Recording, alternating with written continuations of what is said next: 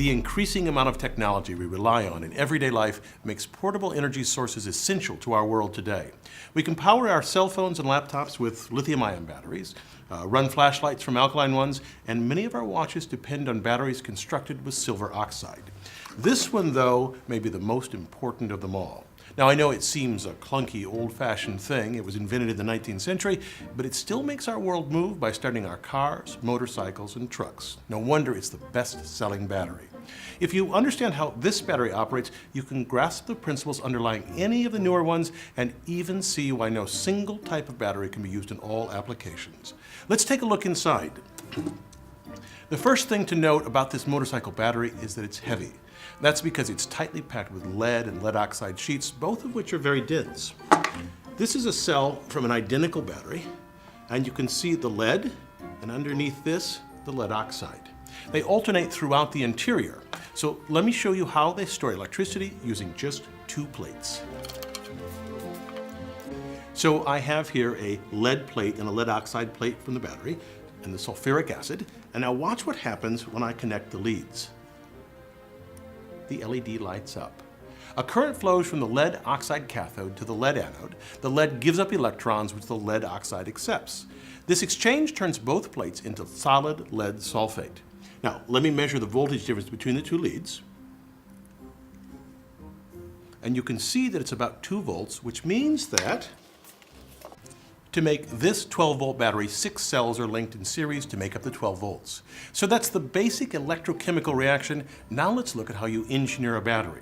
We want a battery to have a high density of either energy or power, and that difference being that batteries with a high energy density can store large amounts of energy and release it reliably over long periods of time, whereas batteries with a high power density release large amounts of energy quickly. This battery was designed with power in mind because we need a burst of nearly 400 amps to start a motorcycle. To save space, we need to pack the plates in here tightly, but in order to ensure that the electron transfer takes place through the terminals, the plates are mechanically separated by these permeable layers.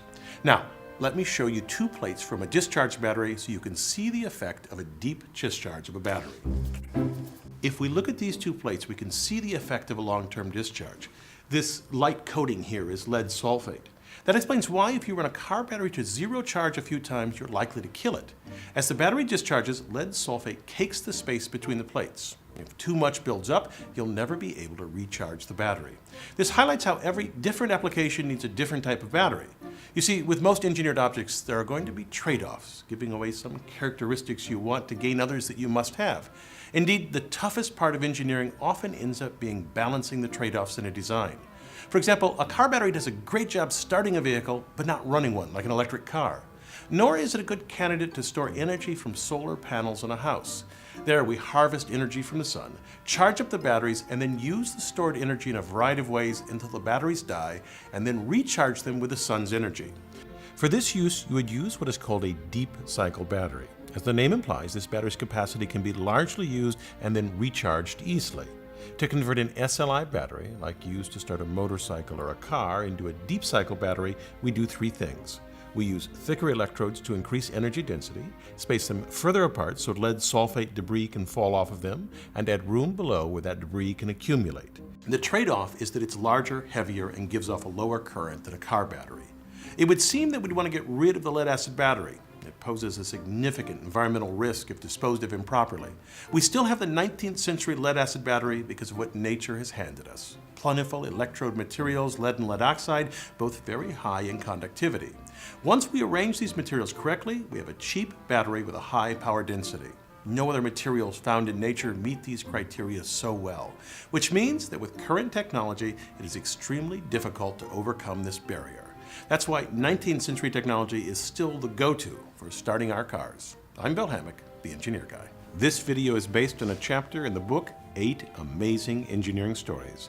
The chapter features more information about this subject. Learn more about the book at the address below.